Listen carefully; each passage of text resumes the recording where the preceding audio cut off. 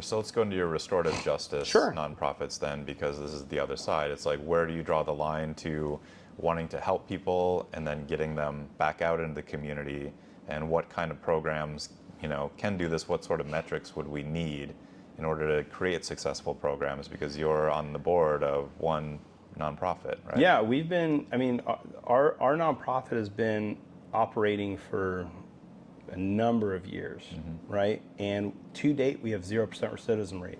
Really? Zero. There hasn't been a single person that's reoffended. I don't know if I've ever heard of a statistic Right. that good. It's hundreds because on average, it's what, 70% recidivism? I Oh, don't know what the plus. statistics are. Oh, more than that. So, State of California cuts off the numbers right at I think it's either 3 years or 5 years. They stop tracking. I see. Because the reality is that the real number when you stretch it out to like 5-10 years and you look at stats that aren't reported by CDCR, it's closer to like 90-95% recidivism rate. Wow. Right? That's a bad look. So how do you go from 90 to 0? Yeah. So you address the root cause of the behavior, right?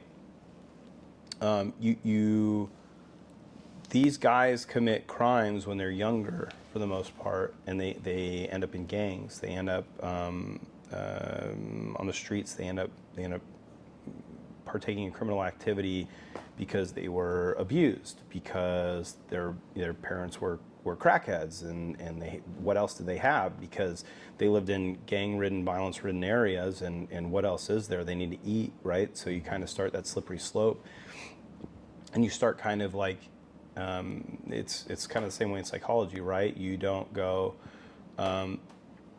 you don't look at somebody and go, okay, well, this person committed XYZ, has XYZ issues, I'm just going to treat XYZ issues, right? You go, what is the root cause for XYZ issues, and then you treat the root cause. And restorative justice works the same way. So you treat you're trying to find and identify and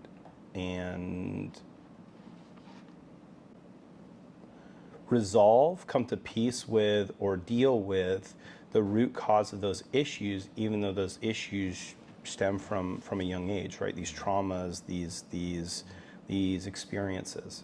So then are you using therapy, community, religion? Community therapy, religion helps in some cases, but our program is 18 to 24 months of programming, right? And it really is addressing these guys. It's like self-help in a way, but it's forcing them to face the traumas and the things that cause them to partake in become a part of the problem, right? The causes that led to them doing the very things that they're doing, right? And is this cost effective too? Like, what's the cost of helping these guys versus the cost of them going back to jail and all of our tax dollars are doing that? It costs. You ready for this one? You want to talk about deficit issue, right? Why don't we clean out why they just want to let people out of the jails because it costs so much? It costs the state of California $140,000 per inmate a year.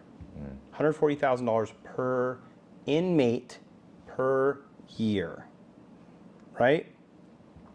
So treating those issues, getting those guys to where they're no longer costing the state $140,000 a year, but putting back into the state whatever the tax dollars they're putting in, because now they're contributing members of society, right? And they're not just doing that. They're not just working, contributing that end. They're also working they're donating their time to like nonprofit at-risk youth organizations. They're giving back to the program itself or to other programs to be able to curb these issues, right? Sure. And the cost of getting them back out, non-recidivism, is a fraction of the cost of $140,000 per year.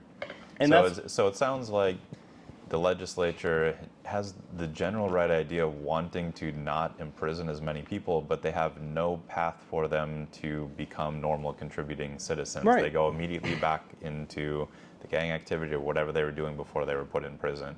And so we do need to build a bridge between the prison system and getting back to being a contributing member of the community. But it sounds like the funding or the programs that they have put in place to do that are not working, and that programs like your nonprofit is working Right. on will solve that bridge. And so if we can funnel money into programs that actually work, this can be done. But the way it's set up right now by the current, ruling party in the legislature is completely broken. Well, it requires people that have a little bit of foresight and aren't necessarily bought and paid for by major unions.